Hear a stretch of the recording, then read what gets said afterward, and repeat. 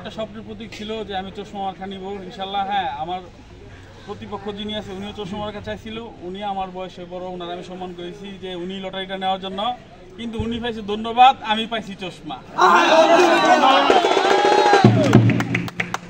রায়পুরা উপজেলার পাশে আমার বাড়ি, আমার একটা স্বপ্ন রায়পুরা উপজেলার মাটির মানুষকে নিয়ে, হ্যাঁ, আমি একটা সুন্দর রায়পুরা, স্মার্ট রায়পুরা গড়ে তুলব ইনশাল্লাহ।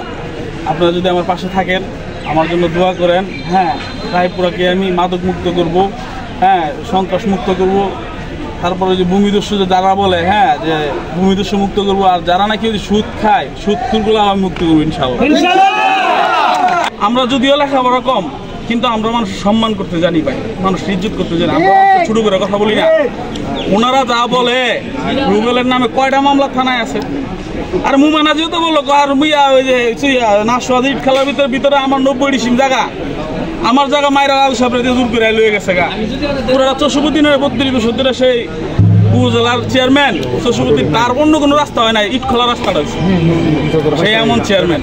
যাই হোক, আমি কিছু বলতে চাই না। আল্লাহর রহমতে আল্লাহ যদি বাঁচে রাখে 29শে মে, হ্যাঁ, আপনার একটা ভোটের মাধ্যমে, আপনার একটা করে যদি ভোট দেন, তাহলে আমি উপজেলা ভাইস চেয়ারম্যান হতে পারবো ইনশাল্লাহ। আপনাদের যত আশা আছে সব আমি পূর্ণ করার চেষ্টা করবো ইনশাল্লাহ।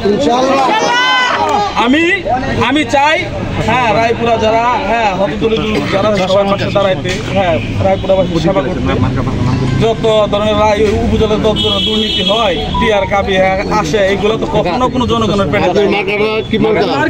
আমার মার্কা হচ্ছে চশমা মার্কা। আপনারা সবাই দয়া করে আমার যদি ভালোবেসে থাকেন, আমার চশমা মার্কা একটা ভোট দিবেন 29শে মে। হ্যাঁ, চশমা মার্কা ভোট দিয়ে আমাকে জয়যুক্ত করবেন। আমি এই প্রত্যাশা আপনাদের কাছে করছি। জয় বাংলা, জয় বঙ্গবন্ধু।